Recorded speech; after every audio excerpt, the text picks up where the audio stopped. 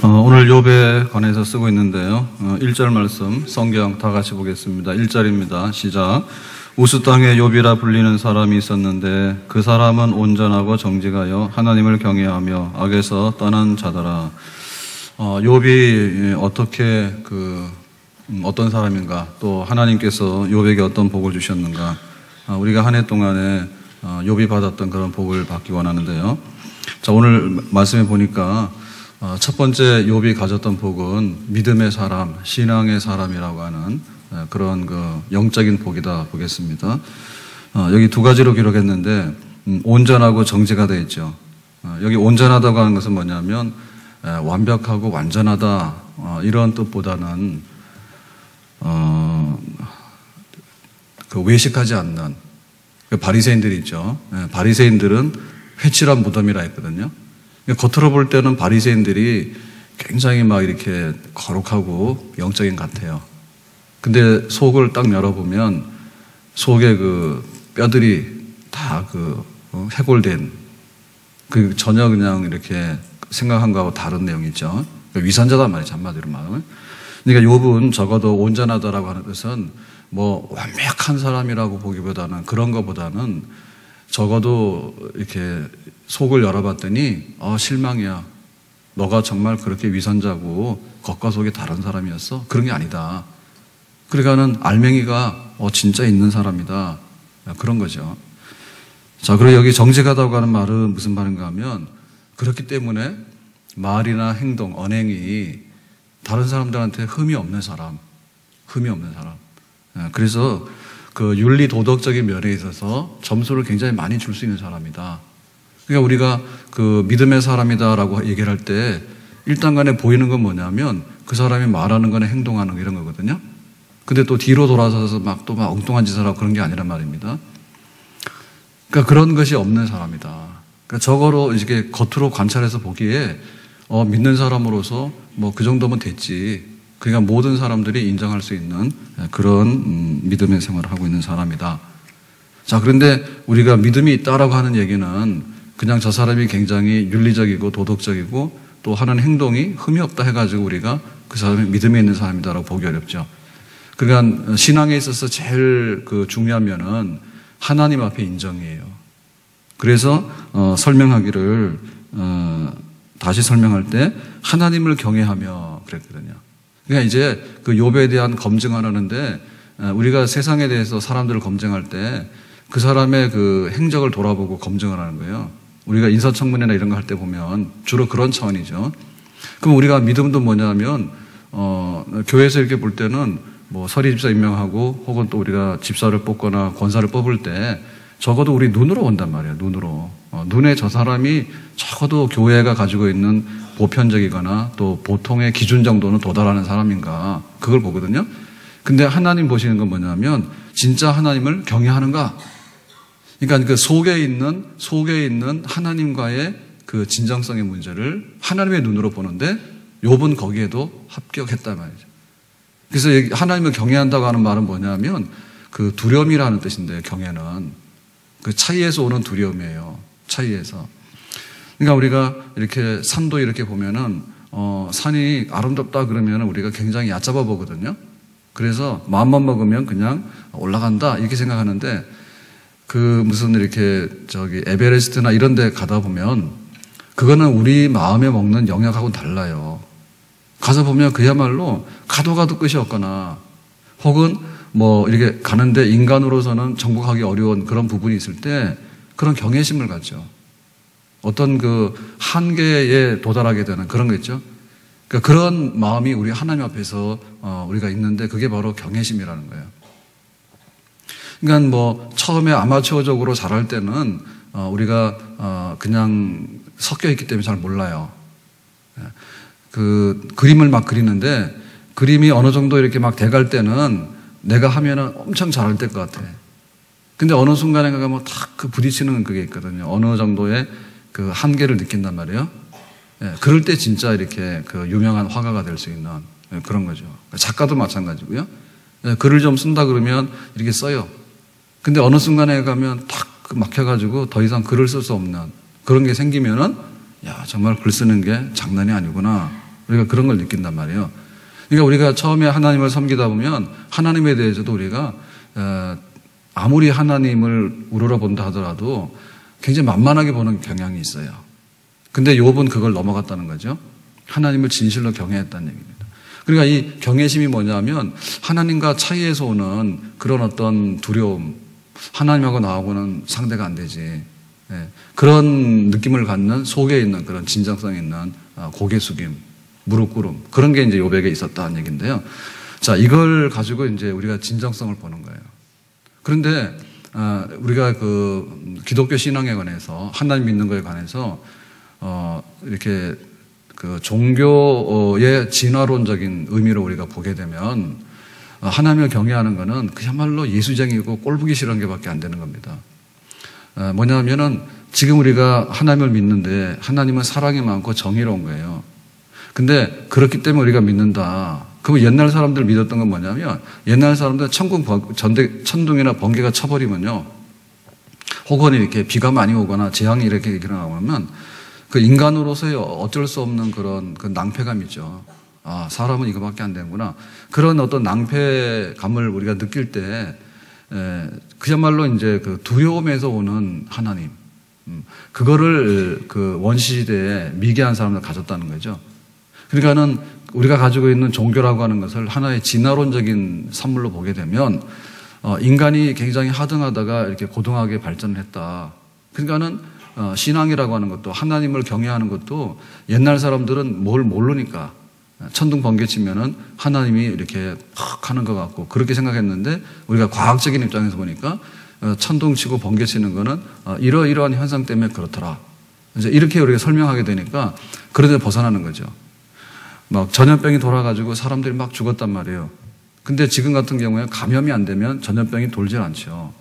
그러니까는 그거는 뭐 신이 노해서 그런 게 아니라 위생 상태가 안 좋아가지고 감염이 됐기 때문에 이런 현상이 왔다든지 이렇게 아무래내가지고 자꾸만 이 경외심에 대해서 이렇게 거풀을 벗겨내면은 결국에는 네가 하나님께 기도를 왜 하는데 이런 얘기가 옛날 사람들은 맹목적으로 무서우니까 기도를 했지만 우리 같으면 뭐 자동차 보험 들면 되고 가서 공부 좀 하면 되고 돈 벌어가지고 좀 이렇게 노후에 뭔가를 이렇게 딱 대비하고 그러면은 뭐 굳이 와서 새벽에 이럴 이유가 있느냐.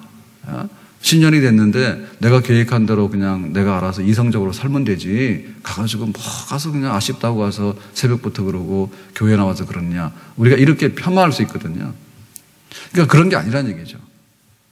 여기 지금 경외라고 하는 얘기는 무슨 얘기인가 하면 그야말로 그 의심이나 혹은 미개 상태라든지 혹은 어떤 뭔가 좀 부족한 상태에서 오는 게 아니고 하나님을 진짜 알기 때문에 오는 거예요. 우리는 치매 걸릴까 봐 굉장히 걱정을 하거든요. 그런데 우리의 기억력이라는 게 진짜 한계가 있다고요. 근데 하나님의 기억이라고 하는 것은 컴퓨터보다 더하다. 그러니까 그거는 우리가 하나님을 알게 되기 때문에 오는 것이지 우리가 미개하고 막 이렇게 되기 때문에 뭐 두려워서 짤짤매고 하는 그런 부정적인 개념의 경외가 아니란 말이죠. 아멘. 그러니까는 하나님을 진실히 알고 나면 고개를 숙일 수밖에 없어요. 정말 우리가 볼 때 아마추어는 좋아해가지고 막 덤벼들거든요. 근데 프로의 세계로 가게 되면 이게 정말 쉬운 게 아니구나. 그런 어떤 그 존경심을 우리가 갖게 되잖아요. 그러니까 하나님에 대한 진정한 지식, 성경에 근거해서 하나님이 천지를 지으셨다니까 피조물 된 우리들이 갖는 것은 경외심이죠. 그리고 우리가 가지지 못하는 성품이 있잖아요. 하나님의 인내하심이 얼마나 기다리는 게 큰지 우리는 그냥 3분도 못 기다린다고. 그러니까는 그냥 빨리 하는데 하나님의 그 인내하심이라든지 또 우리는 좋으면은 갖다가 아낌없이 주지 않습니까? 근데 좀 미우면은 또 아낌없이 미워하잖아요. 근데 하나님께서는 정말 그 사랑을 가지고 하나님에게 대적한 우리들에게도 독생자를 내줄 만큼 하나님께 사랑하시는데 그러니까 하나님의 사랑을 알아도 우리는 고개를 숙일 수밖에 없고 하나님의 지혜를 알더라도 고개를 숙일 수밖에 없고 하나님의 능력을 알더라도 우리가 고개를 숙일 수밖에 없는 그야말로 하나님을 알다 보니까 우리가 스스로 자발적으로 끌려가서 협박을 당해서 두려워하는 게 아니고 겁이 나가지고 쩔쩔 매기 때문에 우리가 어쩔 줄 몰라가지고 그 미개인들이 헤매듯이 하는 그런 헤매이 아니라 하나님을 가까이 하면 가까이 할수록 우리는 고개를 숙일 수밖에 없고 하나님을 알면 알수록 우리가 고개를 숙일 수밖에 없고 하나님에 대한 지식이 능통하면 능통할수록 스스로 우리가 하나님을 존경할 수밖에 없는 그런 것이 바로 정상적인 경외심인데 이러한 경외심이 욥에게는 있었습니다. 그러니까 이런 것이 있을 때 이것은 우리에게 두려움을 가져다 주기 때문에 주저앉히는 게 아니라 하나님을 경외하게 되면 일으키는 게예요. 그게 다른 거예요. 우리는 미래에 대해서 두려움이 있잖아요. 그러면은 사람들이 낙심을 하고 주저앉습니다. 나이 들어가는데 나이 들어가면 사실은 육신적으로 볼 때 좋은 일이 없죠. 허리 아프지, 다리 아프지, 눈이 안 보이지, 뭐 혈압 올라갈 것이지. 그다음 나중에 뭐 내 마음대로 되는 거 있는가요? 사실 그렇게 생각하면 미래가 두렵다. 우리가 아무리 이걸 하지만 사실 두렵거든요. 그러면 그게 뭐냐면 좌절감을 가져와요. 근데 우리는 보면 미래에 대해서 그 두려움이라고 하는 것은 그러니까 하나님에 대한 소망이다. 하나님을 알수록 이 하나님에 대한 두려움은 경외심은 하나님에 대한 소망을 더 많이 주고 그러니까 우리는 하나님께만 우리가 희망을 둬야 된다라고 하는 그런 긍정으로 우리를 인도한다는 것이죠. 그래서 결국에 이 경외심은 악에서 떠났다. 악은 하지 아니하고 선을 행하면서 그야말로 하나님의 사람으로 온전하게 하나님을 섬겨나가는 모습들이 욥에게 나타났는데 맹인의 눈을 대신한다. 욥이 안 못 보는 사람이 막 더듬어서 가면 욥이 손잡고 잘 안내했다. 다리 저는 사람이 있으면 그 자기가 발이 돼가지고 그 사람을 갖다가 데려다주고 빈궁한 사람들의 아버지가 되고 그러니까는 가난한 사람을 그냥 못 보고 내가 네 아버지 할게 해가지고 다 공급을 해주고 그리고 그 나하고는 상관이 없는 사람이 송사를 할 때 재판을 할 때 재판하려고 그러면 배경이 없으면 재판을 못해요. 변호사 선임도 못하고 그러니까 그 소송 비용도 내가 다 대주고 그래서 억울한 사람의 억울한 것을 풀어줄 수 있도록 하고 고아보나 고아된 사람, 망하는 사람 그런 사람들 친구가 되기도 하고 그러니까 욥이 그렇게 산 거예요. 그러니까 윤리 도덕적인 겉으로의 관찰도 합격이고 그 마음속에 있는 하나님에 대해서 고개 숙이면서 하나님을 정말 사랑하는데 거리를 두고 그렇게 사랑할 수 있는 경외심도 합격이고 그 결과로 오는 것이 가난한 사람, 어려운 사람, 정말 버림받은 사람 이런 사람들에 대해서 아버지가 되고 친구가 될 수 있는 사람 그런 것이 바로 그 욥의 신앙적인 모습인데 그게 바로 하나님 주신 선물이고 축복이죠. 아멘. 우리가 한 해를 살아가면서 받아야 되는 복 중에 믿는 사람인데 믿는 사람이 더 합격 그게 큰 복입니다. 아멘. 네가 예수 믿는 사람이냐 놀랬다 이렇게 하면 안 되죠. 그리고 하나님을 배반하면 안 되죠. 우리가 했던 약속 중에서요 하나님과의 약속이 첫째예요. 그 다음에 인간적인 약속 중에 첫째는 부부의 약속이에요. 하나님과의 약속에 있어서 배교자가 된다는 것은 정말 지역 불구덩이 화약을 안고 뛰어들어갈 똑같거든요. 그거는 당연할 수가 없는 거예요. 나 하나님 몰라. 하나님 뭔데? 하나님 있으면 해봐라. 완전히 그게 배째라인데요. 배째라보다 더한 거죠, 그게. 어떻게 그걸 하겠냐, 그냥. 사람들이 우리에게 어떻게 하겠는가? 죽이는 것밖에 더 하는가? 그런데 하나님께서는 우리의 육체도 심판하시고 우리의 영혼도 심판하신다 했잖아. 그러니까 하나님 앞에서 등 돌려가지고 하라면 해봐라 이런 얘기는 있을 수가 없는 얘기인데 배교자가 안 되는 거. 그리고 네가 하나님 있는지 몰랐다. 너무너무 실망스럽다. 너는 정품이 아닌 것 같다. 너는 유사품인 것 같다. 너는 짝퉁 같다. 그건 불명예예요. 그래서 우리가 하나님 앞에서 진짜 받아야 되는 것은 뭐냐면 눈으로 보더라도 맞고 마음의 중심을 보더라도 맞고 너의 모든 결과물을 보더라도 하나도 틀리는 것이 없는 온전한 사람이라고 하는 그런 정말 우리의 신앙적인 면에 있어서 흠없는 그런 복, 욥이 받았던 복인데 그런 복을 우리가 누릴 수 있기를 예수님의 이름으로 축원합니다. 자, 두 번째로 욥이 누렸던 복은요, 자녀의 복이에요. 2절 말씀을 보겠습니다. 2절 다 같이 시작. 그에게 아들 7과 딸 3이 태어나니라. 하나님께서 욥에게 가정의 자녀에 대한 복을 주셨는데 딸 3, 아들 7이에요. 자, 이것이 왜 복이냐면 3이라고 하는 숫자는 성부, 성자, 성령 하나님에 관계된 이 숫자예요. 그래서 딸 셋은 딸 넷보다도 복이 있다는 뜻이에요. 그 다음에 이제 아들 7이잖아요. 아무래도 표현이 아들이 앞서지, 그죠? 그러니까 딸 7, 아들 셋 이거보다. 그래서 아들 7이라는 얘기도 이게 완전수예요. 성부, 성자, 성령 3숫자하고 동서남북 땅에 있는 4숫자하고 그래서 4 더하기 3은 7. 그래서 완전 숫자인데 하나님의 숫자예요. 3이나 7이. 그러니까는 아들도 하나님과 관계된, 딸도 하나님과 관계된, 하나님께서 복 주셔서 출생시킨 그런 자녀. 하나님께서 내보내서 맡기신 자녀. 그런 복을 누렸습니다.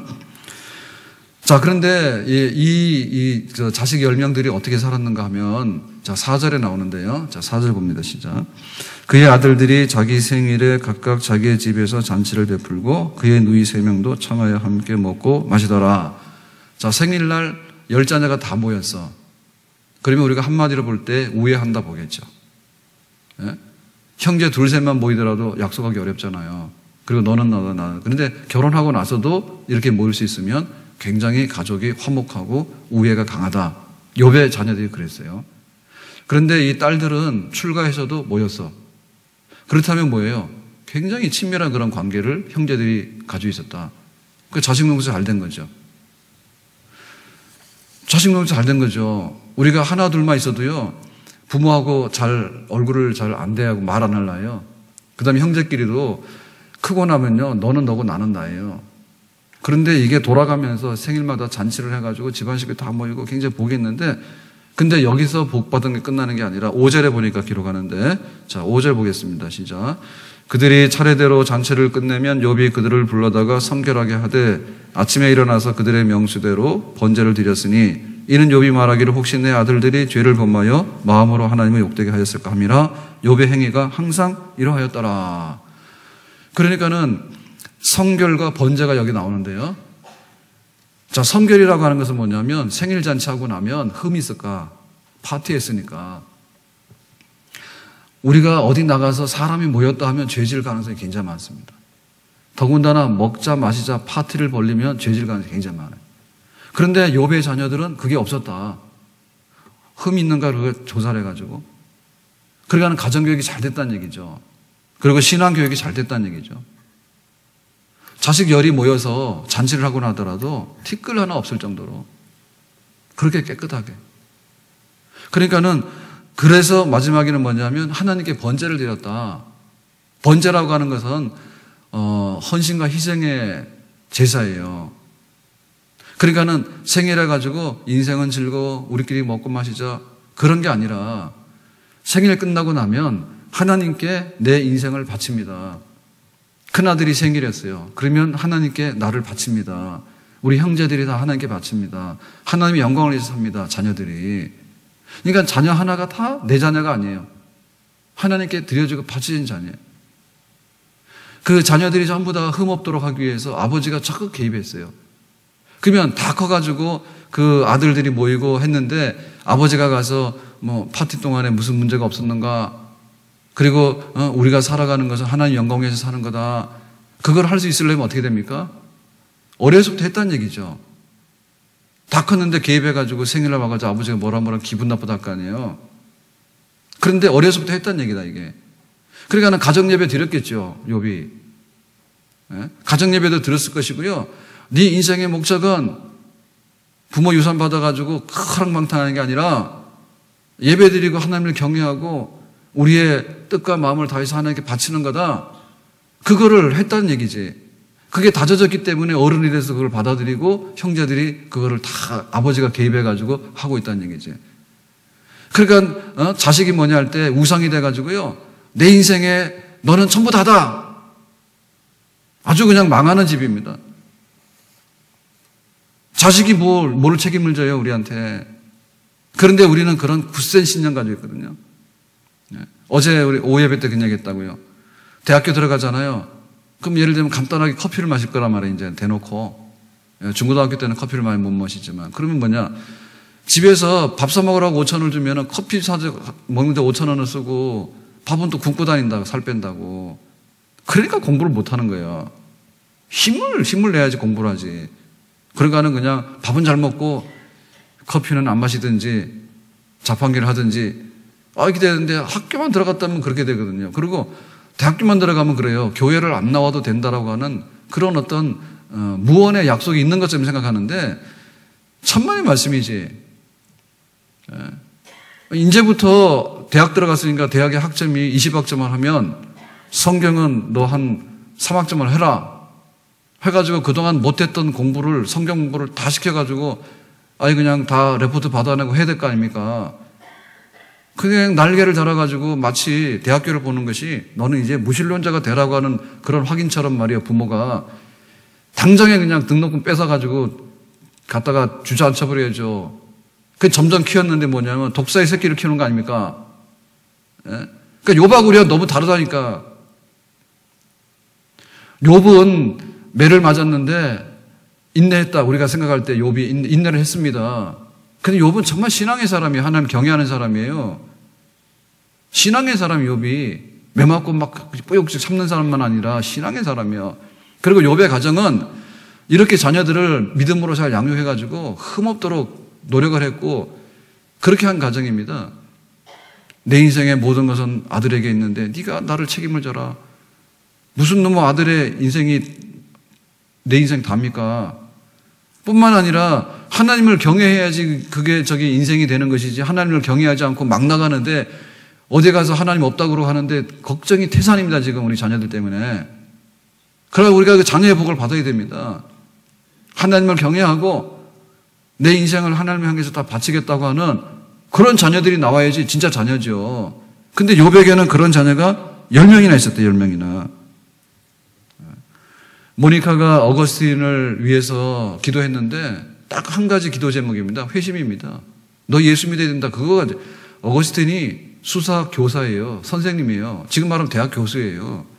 그 당시에 수사학은 제일 인기 있는 연설문을 쓰고 로마 시대 때 그래가지고 막 나가서 하고 그러면 돈을 벌고 하는 그야말로 유망한 사람이요.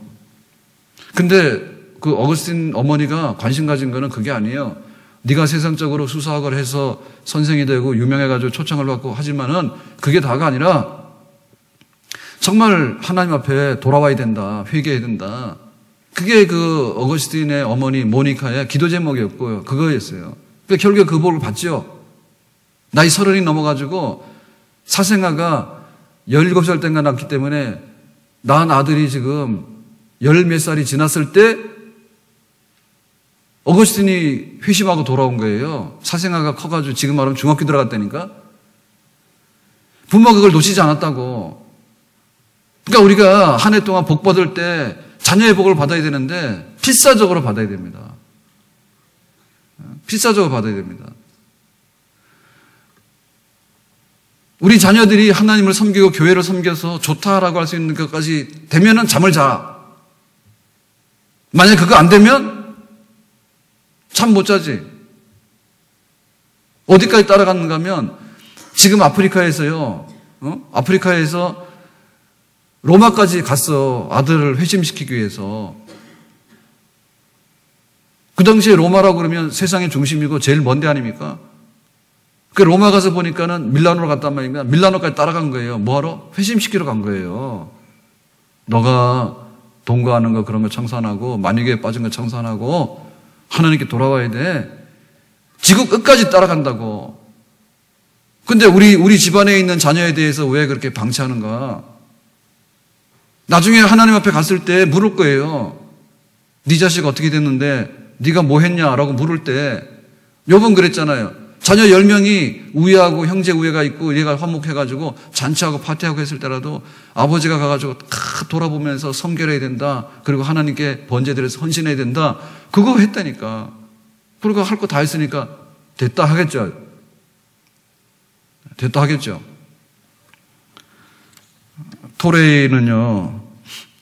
집을 나갈 때 어머니가 그랬대. 네가 객지에 나가면 어려울 때 꼭 하나님을 의지해라. 그렇게 당부했대. 근데 이제 막 나가지 객지 나가면. 근데 어느 날 너무 힘드니까 자기가 그냥 죽으려고 그랬대. 그랬는데 그 어머니의 얘기가 생각나는데 네가 어려운 일을 당할 때는 꼭 하나님을 찾아서 의지하도록 해라. 그래서 죽으려고 하는 결심을 바꿔서 하나님께 나와서 살았답니다. 아멘. 그런 축복이 우리 자녀들에게 우리들로 인해 가지고, 부모들로 인해 가지고 자녀들에게도 그런 하나님을 경외하는 축복이 임하는 한 해가 될 수 있기를 예수님의 이름으로 축원합니다. 그래서 우리 부모들이 손에 손을 잡고 나오는데, 초등학교 아이들이면 부모들이 다 가서 초등학교 교사 하세요. 누구한테 다 교사를 맡겨요? 예? 밥 먹는 거를 너 길거리 가서 어디 가서 얻어먹어라 이렇게 맡기는 부모가 어디 있는가. 가가지고 그냥 자기가 아이들을 챙겨주려고 하고요, 잘 먹이려고 하고요, 다 하는데, 영혼의 양식은 네가 먹어라 가서 어디 가서. 교사들을 지금 나쁘다는 얘기가 아닙니다. 내 부모가 자식이 많은 것도 아니잖아요. 지금요 하나 둘밖에 없잖아. 셋도 잘 없잖아. 그랬으면은 내가 내 영혼의 양식을, 우리 자녀들의 영혼의 양식을 누가 먹이는가? 내가 밥 해가지고, 그거 우리 패스트푸드나 이런 거 하지 말고, 탄산음료 하지 말고, 잘 먹이를 하잖아요. 그러면 우리 영혼의 양식을 집에서도 먹이고, 교회 와서도 먹이는데, 우리 부모들이 나서서 다 교사 해야 되겠지.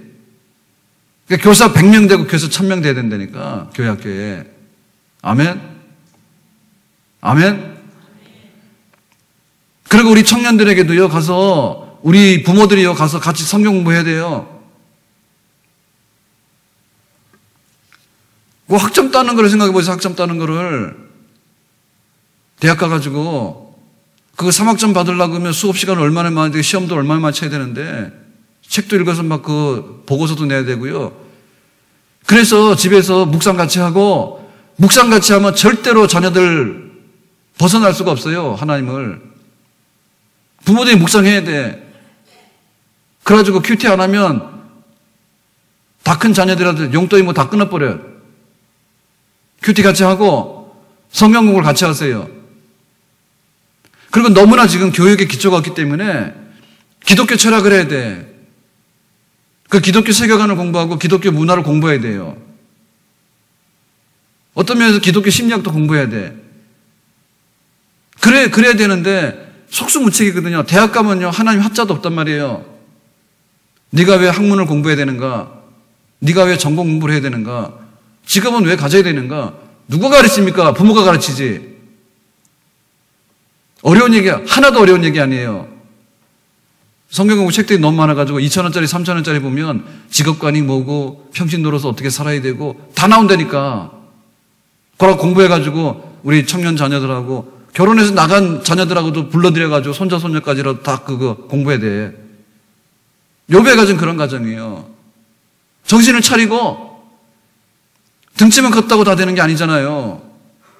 정말 그 영혼 속에 하나님을 경외하는 것이 욥에게 있었는데 자녀들에게도 그것이 들어갈 수 있도록 그렇게 하는 자녀의 복, 그런 복을 다 누릴 수 있기를 예수님의 이름으로 축원합니다. 자, 마지막으로 받은 복은요, 물질의 복인데 3절 말씀 다 같이 보겠습니다.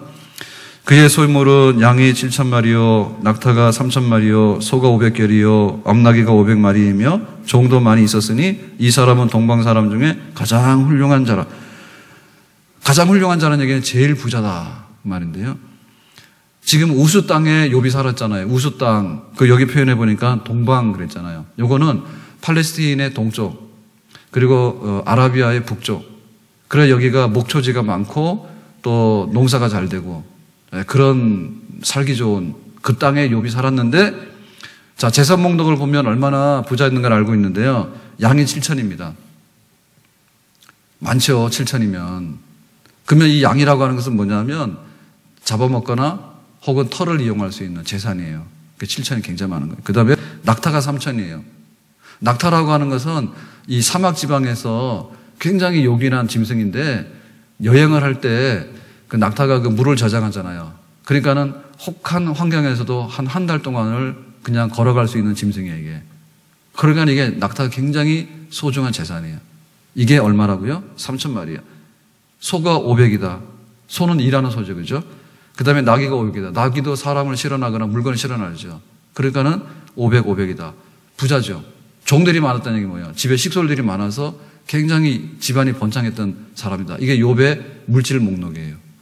여기쯤 오니까 이제 잘 알겠죠, 그죠? 이런 복은 우리도 받을 수 있겠다. 이런 복을 주세요. 요거는 알아듣기 쉽습니다. 설교 끝내랍니다. 근데 안 그래요. 이것이 우리가 뒤에 보면 알다시피 욥이 시험을 당하잖아요. 그러니까 이 물질이 부자인데 이게 진짜 부자냐가 문제잖아요. 그럴 때 하나님께서 그랬어. 하나님을 경외하기 때문에 욥은 부자라도 하나님을 경외하는 부자다. 하나님께서 이렇게 인정을 하셨어. 그래가지고는 자랑을 한 거예요, 하나님이.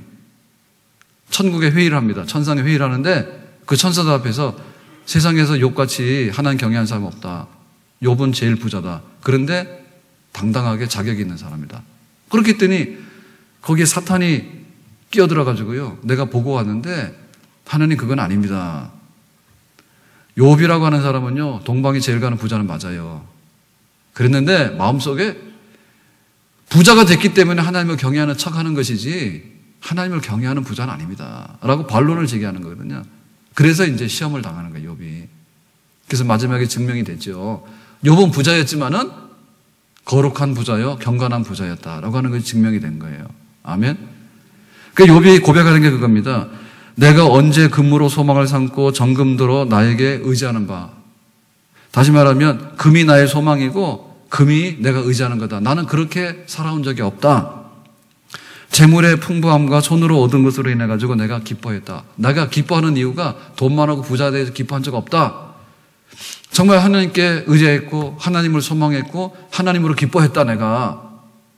그러니까 나는 여기 지금 물질이 많은 거에 관해서는 하나님을 더 우선하고 하나님 앞에 내가 살았고 이 물질을 가지고 고아도 도왔고 재판하는 사람도 도왔고 과부도 도왔다.